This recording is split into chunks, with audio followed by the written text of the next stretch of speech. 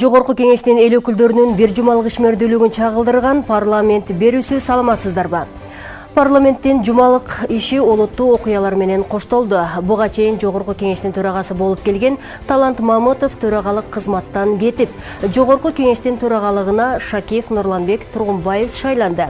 Аны менен катар эле кандай маселелер көтөрүлүп, кайсы мыйзамга кандай өзгөртүүлөрдү киргизилип, кандай чечимдер кабыл алынгандыгы туурасындагы маалыматтар менен тааныштырабыз. Кыргыз Республикасынын Жогорку кеңештин төрагасы кызматын өз каалоосу менен тапшырып кетти. Силер мени коллега катары туура түшүнөсүңөр деп чын дилиммен ишенем, ойлойм. Кыргыз Республикасынын Жогорку кеңештин төрагалыгына Нурланбек Шакиев шайланды. Сиздер менен биргеликте ушул парламенттин кадыр баркын көтөргөнгө биргеликте иш алып барабыз деп мен ушундай тилегим бар. Жогорку кеңеште мекенчил депутаттык тобу түзүлдү. Атажұрт Қырғызстан фракциясынан bir мандаттуу кирген депутаттар бөлүнүп чыктык. Кыргызстандагы азык-түлүктүн кымбатташына дүйнөдөгү саясий экономикалык кырдаалдын чоң таасири тийип жатат. Кумшекер бизге өзүбүз бакканга 6 айга жетет. Талант Мамытов Жогорку кеңештин төрагасы кызматынан өз каалоосу менен кетти. Төраганын кызмат ордуна Нурланбек Шакиевдин талапкерлиги көрсөтүлүп, жашыруун добуш берүүнүн негизинде 80 депутат колдоду. Белгилей кетсек, эл өкүлү Нурланбек Шакиев альтернативасыз талапкер болду. Анын талапкерлигин 3 фракция жана элдик депутаттык тобу сунуштады. 5 октябрда парламенттин жыйынында Талант Мамытов Жогорку кеңештин төрагалыгынан өз каалоосу менен кетип жаткандыгын жарыя кылды. Албетте бул менин өзүм жекече чечимим. Силер мени коллега катары туура түшүнөсүңөр деп чын дилиммен ишенем, ойлойм. Ошондуктан бүгүнкү күндөн тартып төрагалык кызматы бош.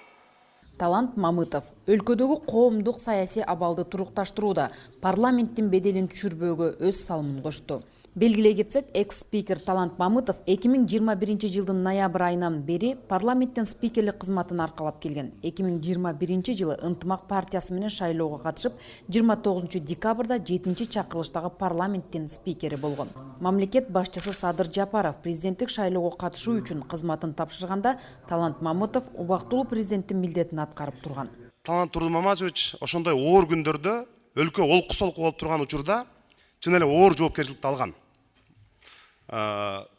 Бир калыпка салып, баш мыйзамды өзгөртүү боюнча демилге кылып, ошол жерде Талант Тургунбаевичтин чоң эмгеги болду. Ошол эле күнү Атажұрт Кыргызстан, Ишеним, Альянс фракциялары жана элдик топ тарабынан Жогорку кеңештин төрагалыгына Нурланбек Шакиевдин талапкерлиги көрсөтүлдү. Башка талапкерлер болгон жок. Парламентаризмдин өсүп өнүгүшүнө жана бүгүнкү 7-чакырылыштын коомдогу кадыр баркын ролун өйдө көтөрүүгө ушул жердеги кесиптештерим салымы жана аракети чоң болот деп мен эсептеймин. Ошентип парламент жыйынында депутаттар Жогорку кеңештин төрагасынын кызмат ордуна Нурланбек Шакиевди шайлашты. Жашыруун добуш берүүнүн негизинде эл өкүлдөрүнүн дээрлик көпчүлүгү 80 депутат колдоп беришти. Чечилди. Жашыруун добуш берүүнүн жыйынтыгы боюнча Кыргыз Республикасынын Жогорку кеңештин төрагалыгына депутат Шакиев Нурланбек Тургунбекович шайлансын. Эскерте кетсек, Нурланбек Шакиев 1977 жылы 13 майда Жалал-Абад облусунун Аксы районуна караштуу Каражыгач айылында туулган. Билими жогорку, номер 17 Аксы шайлоо округунан Жогорку кеңештин 7-чакырылышынын депутаты болуп шайланган. Буга чейин Атажұрт Кыргызстан парламенттик фракциясынын лидери болуп келген. Буйруса, ушул жоопкерчиликтүү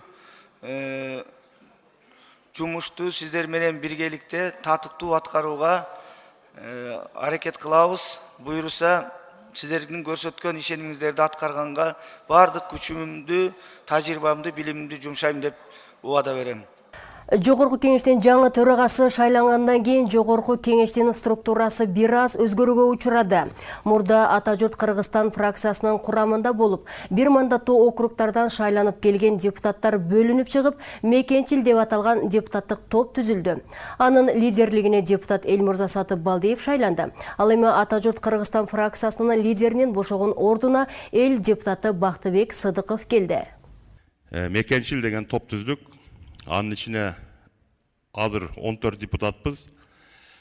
Ал эми Атажұрт Кыргызстан фракциясына лидерликке Үсенов, Сыдықов Бақыт Үсеновичті дайындадық. Ошону спикер келгенде айтайын дедім эле, Жамиля Кубанычбековна. Биздин топко секретариат түзүп, секретардын жумушун камсыз кылып бериңиздер. Эл аралык иштер боюнча комитет аскердик кызмат өтөө чөйрөсүндөгү жана дагы бир катар мыйзамдарга өзгөртүүлөрдү сунуштоодо. Демилгечи депутат Марлен Маматалиевдин ырастоосунда мыйзам долбоорунда аскерге милдеттүүлөрдүн жаш курагын чегин аныктоо мобилизация жарыялаганда аларды чакыртып алуунун тартиби көрсөтүлгөн.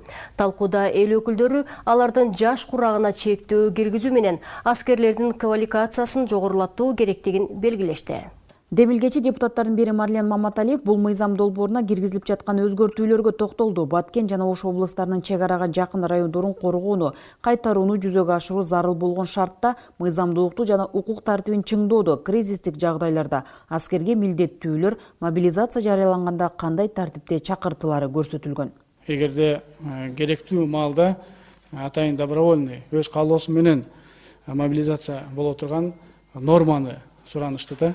Бул биринчиси, экинчиси, мына бир топ коллегалар ошол эле Улан Болотбекович да киргизип атпады беле, возрастной категорияны алуу маселеси. Талкууда эл өкүлү айрым гана аймактарды көрсөтпөстөн жалпы регионду камтып кетүү сунушун берди. Биз ушул жерде жазышыбыз керек, Кыргыз Республикасынын чек арада жайгашкан аймактарында деп кетишибиз керек да. Депутат мыйзамда курал жаракка уруксат берилүүдө. Мындай шартта ички коопсуздук чаралары кандай болорун тактады. СМИлерди да карап көрдүм. Аларда болсо баардыгына оружие берет деген маселе көтөрүлүп атат да. Ошол эле убакта сиз билесиз, азыр жаз болот, жай болот дегендей суу талашуу. Эртең эле жанагындай курал берет экен дегенден алыс болушубуз керек. Жана андай максатты көзөгөн жокпуз. Жергиликтүүлөр тарабынан 35 сунуш берилген. Алардын дагы пикирин эске алуу зарылдыгы бар. Материалдык гуманитардык жардамдын ордуна сапаттуу иштей турган мыйзам долбоорун кабыл алып берүү керектигин эл өкүлү көтөрдү. Аскердик кызмат өтөөгө, ата-энесинин статусуна, улутуна карабай баардык жаран милдетин аткарууга жоопкерчиликтүү. Орус дагы, өзбек дагы, дунган дагы, уйгур да баардык улуттун өкүлдөрү служба кылыш керек. Сиздер коргоо министрлиги жашы жеткенден кийин көбүрөөк бересесин бергендерди калтырып коюп, жалаң карапайымдык ала бербестен бүт аскердик милдетке жеткендин баардыгын службага тартышыңыздар керек. Чакырыла тургандардын жаш курагы боюнча талаш маселе жаралды. 70-теге ашкан кишилер ал жакка барганда только проблема кылышы мүмкүн, с тем, что баса албайт. Биринчиден, экинчиден анан эгерде буга да бир толуктуу киргизип койбосок болбойт го дейм да. 60 жашка чейинки же 65 жашка чейинки деп анан кийин 70 андан ар жагын уже как бы bir дополнение киргизип койсок болбойт бул жергечи. Даже 65 дагы болбойт да. 55ке чейин эле кылсак жакшы болобу дейм да. 50 жаштан өйдөөкү жарандар да кайрылып атты. Ичинде мергенчиси да бар, мергенчи болбосу да бар. Баары тең өзүбүздүн ата журтубузду коргогону мүмкүнчүлүк берсеңиздер деп айтты эле. Бара турган кызмат өтөөчү аскерлердин квалификациясын жогорулатуу вазифасы бар. Аталган чек ара сызыктарын көпчүлүк аскерлер билишпейт экен. Ошондуктан сиздерден кошумча сабак катары аскерлердин дагы билимин өзгөчө ошол ар бир жердин кайсы жерде кандай ой чуңкуру бар деген сыяктуу ар бир ошол аймактар боюнча дагы кошумча сабак өтүүңүздөрдү суранат элем. Жыйынтыгында мобилизациялык даярдык жана мобилизация жөнүндөгү жарандардын жалпыга бирдей аскердик милдети жөнүндө, аскердик жана альтернативдик кызматтар жөнүндө, курал жөнүндө, чек ара ыйгарым укуктары жөнүндө мыйзам долбооруна өзгөртүүлөрдү киргизүү тууралуу мыйзам долбоорун биринчи окууда колдоп беришти. Бул жылы 8 айда жол кырсыгынан 379 адам каза тапкан. Эң көп кырсык Бишкек-Ош жолунда катталган. Мындай маалымат жол кыймылынын коопсуздугу чөйрөсүндөгү айрым мыйзам актыларына өзгөртүүлөрдү киргизүү жөнүндөгү мыйзам долбоору, укук тартиби, кылмыштуулук менен күрөшүү жана коррупцияга каршы аракеттенүү боюнча комитетинде айтылды. Каралып жаткан мыйзамга эл өкүлдөрү бир катар сунуштарды билдиришти.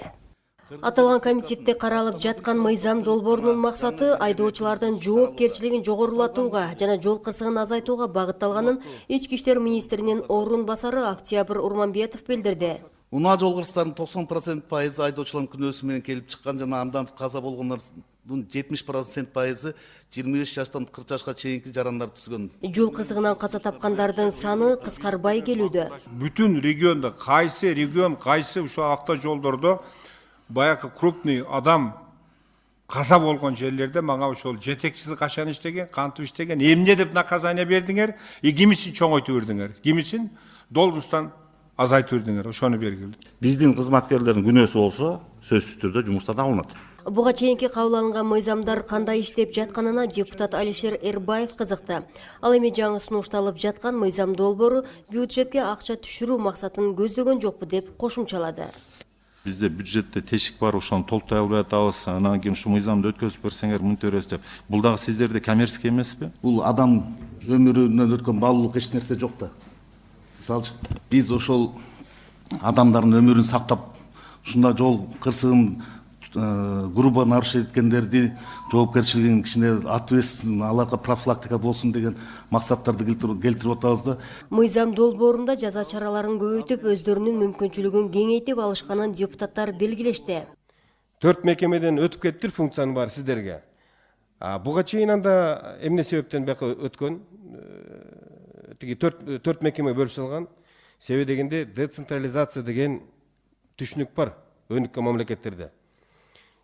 Bir kazandı, bir eli kişi karabay, köp kişi karap turganda kişi oşondo mындай күмөн саналбайт да. Сиздер мен ойлойм, колуңардан келсе булардан жоопкерчиликтен качышыңар керек. Коопсуздукчан карап бериңиздер. А калган могул билим берүү министрликтин функцияларын алып алып эмне кыласыздар? Экинчи окуга келгенде мына бир канча сунуштар айтылды. Жазып алыңыздар. Кагаз жүзүндө ага чейин экинчи окуга кагаз жүзүндө бериңиздер. Түшүнбөгөн маселе болсо келиңиздер, жагы юристтерди алып келип бул жакка чечиңиздер. Жыйынтыгында айтылган сунуш пикирлерди эске алуу менен мыйзам долбоорунун концепциясы биринчи окууда бир добуштан колдоо тапты. Кыргызстандагы азык-түлүктүн кымбатташына дүйнөдөгү саясий экономикалык кырдаалдын чоң таасири тийүүдө. Мындай пикирлер парламенттин агрардык саясат, суу ресурстары, экологиялык жана регионалдык өнүктүрүү боюнча комитетинде айтылды. Монополияга каршы кызмат азык-түлүктүн баасын туруктуу кармап турууга болгон аракеттер жүргүзүлүп жатканын айтты. Айрым депутаттар болсо аталган кызматтын алып барган ишине ичи жылыбай жатат. Депутаттар күндөлүк керектелүүчү тамак аш азыктарына бааларды турукташтыруу боюнча Жогорку Кеңештин 2021 жылдын 28 апрелиндеги токтомунун аткарылышы тууралуу тиешелүү министрликтин маалыматын угушту. Жыйында баяндама жасаган монополияга каршы жөнгө салуу кызматынын төрагасынын орун басары Жээналы Орозбаев белгилегендей, монополияга каршы кызматы тарабынан социалдык маанилүү товарлардын баасын оздуктоо боюнча зарыл иштер жүргүзүлүп жатканын айтты. Бизде 14 өтө керектүү социалдык жактан маанилүү товарларга дайыма мониторинг жүргүзүлүп турат. Аталган кызматтын берген маалыматы комитет төрагасы Аманкан Кенжебаевди канааттандырган жок. Ал монополияга каршы кызматтын жасап жаткан ишин сынга алды. Биринчи класстын баласы жакшыраак билет буга караганда. Мындай мамилени бизге кереги жок, азыр ушул жерге депутаттар алдып отурганын. Бааны билбей отурганын. Эртең элдин астында олар кантип жооп берет? Ундун канча экенин, кумшекердин баасы канча экенин. Ал эми депутат Султанбай Айжигитов министрлер кабинетинин экономиканы өнүктүрүү боюнча саясаттын кайра карап чыгып, экономиканы турукташтыруу боюнча ыкчам чараларды көрүүгө чакырды. Сырьевую базу Минсельхоз может же обеспечить? Запросто. Заводы мы можем поставить. Это же дело техники. Мне ушун жасабайсыңар. Минэконом каяка карап отурат. Что вообще тут? Вы все пустили на самотек. Вообще экономиканы, Минэкономика, вообще правительство самотекка коюп жүгөргөн экономиканы. Экономика министрлиги азык-түлүк бааларынын кескин көтөрүлүшүнө ковид учуру жана Россия-Украина согушуна байланыштуу киргизилген экономикалык санкциялар таасир берип жатканын билдирди. Ушундай оор абалда министрликтердин бирдиктүү планы жоктугуна эл өкүлдөрү нааразы. Антимонополияныкы 14 берки менен саясат алып барып, айыл чарба 9 продукция менен дагы башка министрликтер азыр жанагы кыла турган болсок, бажыны сурай турган болсок, бажы бир 3 эле наименованияны айтып койду. Ушул эле товар менен биз берки кылабыз, калган жагын ишибиз жок депчи.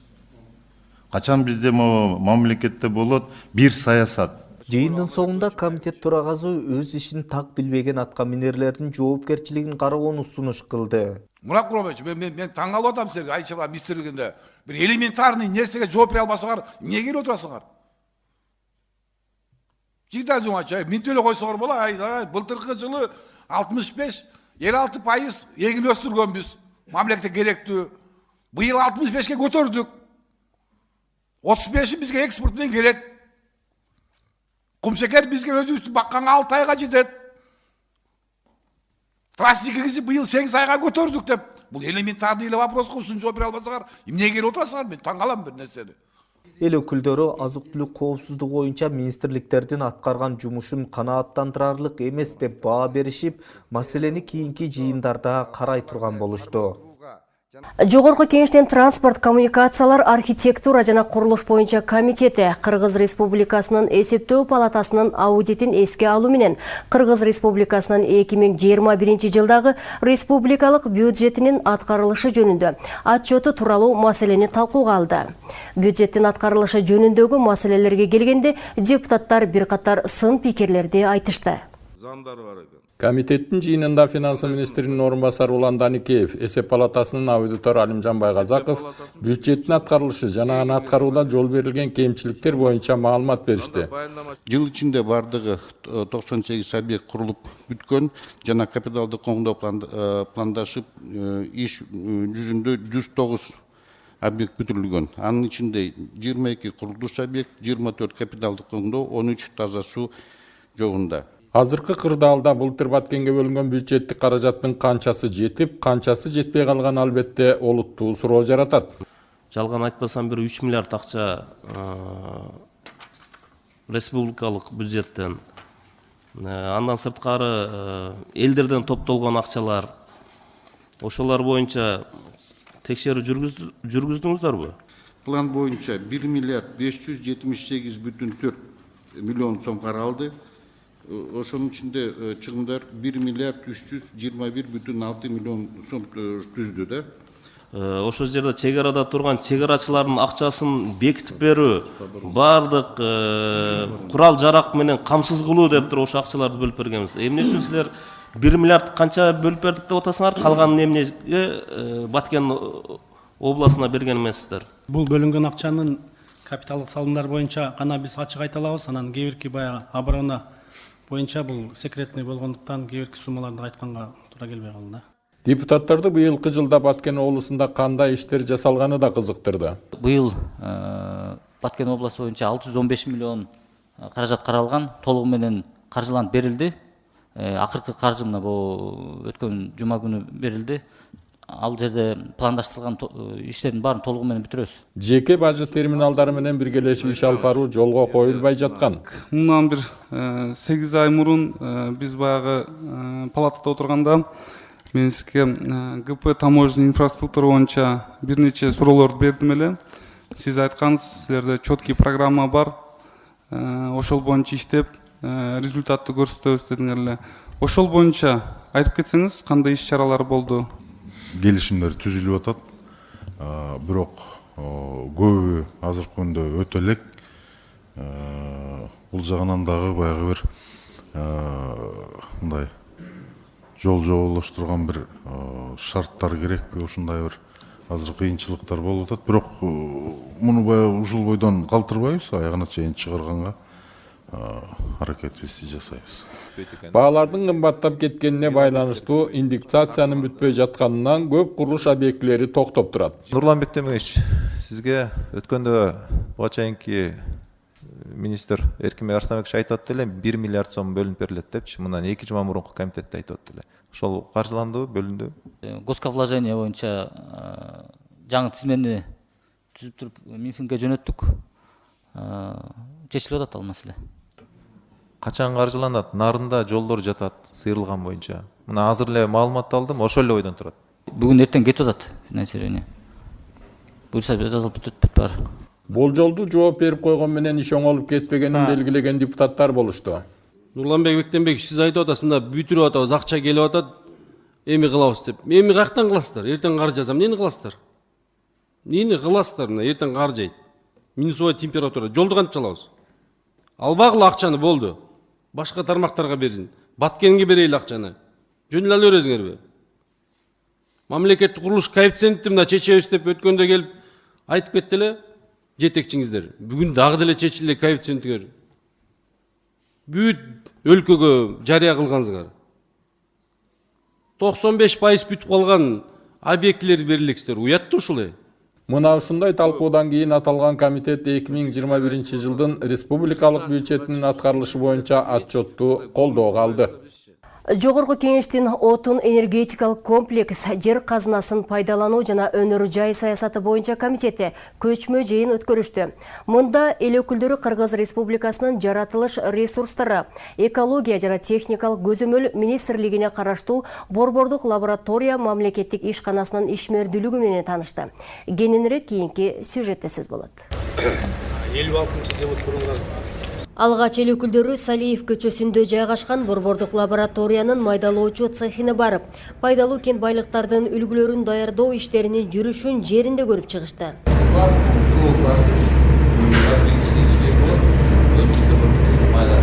Андан соң комитет мүчөлөрү жаратылыш ресурстары министрлигинде жайгашкан Борбордук лабораториянын химиялык жана спектрдик анализ жүргүзүү боюнча цехине барышты. Аталган лабораторияда 44 элементтин анализи жүргүзүлөт. Ишкана жаңы имаратка муктаж. Буга байланыштуу лабораториянын бардык структуралык бөлүмдөрүн жайгаштыра турган жаңы имарат куруу зарылдыгы айтылды. Комитет мүчөлөрү ишкананын акыркы жетишкендиктерин белгилешип, ошондой эле Борбордук лабораторияга мындай жападан жалгыз мамлекеттик мекеме катары улуттук кызыкчылыкты коргоо, кендерди, баалуу металлдарды изилдөөлөрдүн тактыгын, ишенимдүүлүгүн камсыз кылуу боюнча жоопкерчилик жүктөлгөнүн баса белгилешти. Азыркы иштеп аткан ишиңиздер туура мүмкүнчүлүк жоктугунан жетишпегендиктен ушундай башка бирөөлөрдүн зданиясында арендада отурасыздар. Эми сиздер независимый болушуңуздар керек да өзүңүздөр. Мамлекеттин эң биздеги чоң киреши ушу алтын тармагынан, кен тармагынан таап атабыз. А сиздер аркылуу таап атабыз ушуну. Сиздер лабораторияны аныктап беришиңиз керек.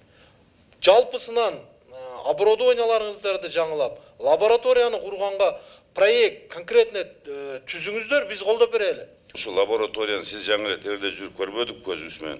Ушуну азыр биз вопрос көтөрүп, депутаттар өкмөткө чыгарып, жаңы сиз айтып атканды, ушулардын баарын жакшынакай кылып жаза берип, бир соответствие келтирип берсек деген сөздү айтып отур. Мен сиздин жанагы көрдүк нерде бүт алып атпыз, баары жакшы, билим жагынан жана оборудованиялар бар экен. Ошолорду бир жакшынакай кылып койсок, любой келген адам көрөт да. Мынуга азыр бизде иштеп аткан гендердин генеральный директорлори булар ар бир мамлекетте бар, ушундай эле ген каскан жерлерде. Ошол жерде деле ушундай мамлекеттик лабораториялар бар, лабораториялар. Барганда биздикиде соответствие этсе деген ойду айтып атам. Жыйындын жүрүшүндө комитет төрагасы Азизбек Турсунбаев комитет мүчөлөрүнүн атынан лабораториянын жаңы имаратын курууга ар тараптуу көмөк көрсөтүүгө даяр экендигин билдирди. Балдардын талабы ушу баягы бир жакшынакай ремонт болсо, ушул иштеген кызматкерлер жакшы отурсун деген максатта да. Анан ошол инвесторлор келет, башкалар келгенде ким келе, бизден башка киши келсе айтат да, ремонтуңуздар караңдар эми. Өзүңүздөр деле уялып атасыздар, туурабы? Ушу жакшынакай болсун деген максатта эми чынында негизи мамлекеттик ишкана болгондон кийин биз нөлдөн эле баштап салыш керек. Сиздин жайыбыз бар деп атасыз. Эми 3 миллион доллар эми мамлекеттик ишкана болгондон кийин акча бөлүшүп берсе болот. Бул эң чоң тармак бул.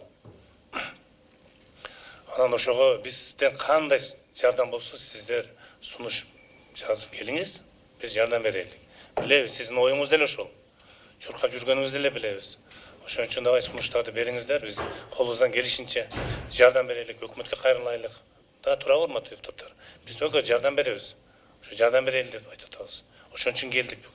Белгилеп кетсек, Кыргыз аккредитациялоо борбору тарабынан аккредиттелген Борбордук лабораториянын жыйынтыктары 70тен ашык өнүккөн өлкөлөрдөн 43 000 лабораторияны камтыган ILAC эл аралык аккредитациялоо уюму тарабынан таанылган. Аркыл маселелер саатында Баткендеги көйгөйлөр, миграция маселелери, айыл чарба продукцияларынын баасы, социалдык объектилердин курулушу жаатындагы олуттуу маселелер көтөрүлдү. Депутаттар тарабынан айтылган маселелер аткаруу бийлигинин кулагына күмүш сырга.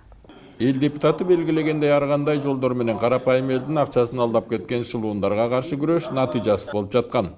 Но почему своевременно МВД не реагирует на такого рода сообщения от граждан? Почему нужно обязательно везде шуметь, писать, говорить журналистам, идти прям вплоть до митингов? Почему МВД у нас своевременно не реагирует? Дыйкандардын жайды жайлай кылган эмгегинин акыбети кайтпай, өндүргөн продукциялары баа болбой жатат. Эрте жазда пактага эккенге жер семишти кымбат баада алган эле. Эми азыркы күндө ушул 1 жылдык мээнети акталбай атат да. Элдер иштейди, чогултту, азыр сатып атканда даже себестоимость чыкпай атат да фасолдун. Им как дальше жить? Батирге болгон баанын өсүшү менен батирлеп жүргөн кызматкерлердин абалы оорлошуп кеткени айтылууда. Ушундай мыйзамсыз ижараны көтөргөндөргө мамлекет тарабынан чара көрүш керек да. Ошон үчүн бул тапшырма берип койсоңуздар. Бул бир эле Россиядан келген мигранттар, Россиянын жарандары эмес, биздин жарандарыбыз дагы көп ижарада жашайт да. Ипотека берүүнүн жол жоболорун өзгөртүү талап кылынууда. Ипотекага акча берилет экен 4% менен. Бул жоокерлер үчүн абдан жакшы, бирок бир шарты бар экен. Кайсыл жерде кызмат өтөсөң, ошол жерден 60 километрден ашпаган жерден үй жай алсаң болот деген эреже бар экен. Ошон үчүн көпчүлүк адамдар Баткенде бир аз кызмат кылгандан кийин Бишкек тарапка, Ош тарапка, Каракол тарапка кеткиси келет экен. Анткени 60 километр аралыкта болгондо Бишкектен, Оштон, Караколдон үй алгысы келет да. Ушул чекти жок кылып бергиле деп суранды. Жарды жалчы, майып адамдардын ырыскысын талашкан чиновниктерге чара көрүлүшү керек. Свердлов районунда 85 жаштагы көз азиз эне бар, батыр эне экен, 14 балалуу. Балдарынан майып балдары дагы бар. Урматтуу Алмаз Акунжанович, ушул батыр энеге бир нече жылдан бери үй беребиз, мына эртең беребиз деп атып, бир нече мэрлер кетип калыптыр Бишкекте. Бул 85 жаштагы энеге көзү көрбөсө, үй жок болсо, батыр эне болсо берип койсо болбойбу? Баткен коогалаңы жанагындан келип чыккан маселелер өтө эле олуттуу ойдон калууда. Чынына келгенде жанагы 4 пункт ачык калганда ошого альтернативдүү бир коопсуздук чараларды тез арада көрүү боюнча ушундай тапшырма берилсе. Чек арада жашаган аялдардын коопсуздугу азыркыча толугу менен камсыз болуу элек. Күн сайын паника абалында жашап келатышат. Бирөө сообщение жөнөтүп коет экен, качкыла чыккыла деп. Ошо менен дүрбөлөң. Канчалаган үй бүлөлөр, жаш балдар, аялдар кайра барыша элек. Мамлекеттик символикаларды алмаштыруу сунушу түштү. Нукура кыргыз элибиздин желеги бул көк түстүү желек. Улуу кыргыз элибиздин желеги бул Манастын көк асабасы. Бул жөнүндө дагы мыйзамды жакын арада киргизебиз. Мигранттар туш болуп жаткан көйгөйлөрдү жеңилдетүү боюнча кечиктирилгис чаралар көрүлүүгө тийиш. Биздин Россия жарандыгын алган өзүбүздүн жердештерибиздин көйгөйү боюнча азыркы күндө мобилизация болуп, аларда көп түшүндүрүү иштери жок. Жакшы түшүнүк болбой жатат азыркы күнгө чейин. Алар кооптонуп атат. Миграция маселесине биз олуттуу көңүл бурушубуз керек. Биз ушул жерде фракциянын лидерлери өзүнчө кат жолдогон элек. Миграция службасы өзүнчө болсун. Эгерде өзүнчө болбосо тышкы иштер министрлигинде калгандыгы жакшы деп. Бакай Ата районунда райборбордо таза суу жок. Ошо союз кезинен бери водопроводдор которулган эмес экен. Ошо водопроводдорду дагы которуп таза суу киргизүү маселеси боюнча өзүңүз Гострой болобу, тиешелүү мекемелердин жетекчилерине тапшырма берип, келе жаткан жылдарга, 2023-жылдарга титулга киргизип берип коюңузду суранат элем. Актала менен Жумгалдын жолу быйылда сыйрылган боюнча кала турган болду. Быйыл бүтөт деген 50 километр жол жасап аткансып, Акталанын 5 километр, 3 километр жолу жону сыйрылган бойдон жарасы ириңдеген жарадай калып калды да. Жумгалдын жолу качан бүтөт аягы? Бул жумада парламентте мына ушундай жаңылыктар менен коштолду. Көрсөтүүнү Жогорку Кеңештин коомчулук жана жалпыга маалымдоо каражаттары менен иштөө бөлүмү тарабынан даярдалып, аны мен Миргүл Эшбаева алып бардым. Ушул жана Жогорку Кеңештин комитет фракция жыйындарын, ошондой эле мыйзам долбоорлору биздин кеңеш KG сайтыбызда жайгаштырылган. Ал эми толугу менен Жогорку Кеңештин YouTube баракчасынан онлайн көрсөңүздөр болот. Ошондой эле Instagram, Telegram, Facebook баракчасына жазылууну унутпаңыздар. Кайрадан эфир аркылуу амандашканча саламатта калыңыздар.